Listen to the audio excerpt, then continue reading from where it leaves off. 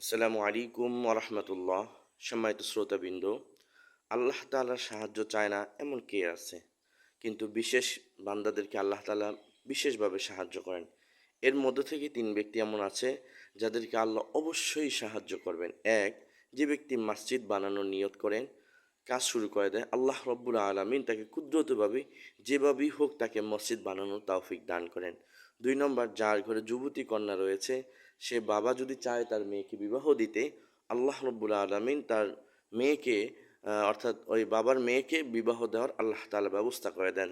তিন নম্বর, যে ব্যক্তি গুনাহ থেকে বাঁচার চেষ্টা করে আর আল্লাহ তাআলার কাছে দোয়া করে, আল্লাহ আমি তো দুর্বল বান্দা, আপনি আমাকে গুনাহ থেকে বাঁচার তৌফিক দেন।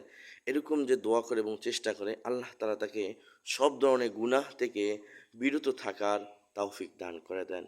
আসুন আজ থেকে আমরা সব ধরনের গুনাহ থেকে বেঁচে থাকার চেষ্টা করি। আল্লাহ তৌফিক দান করেন। আমিন।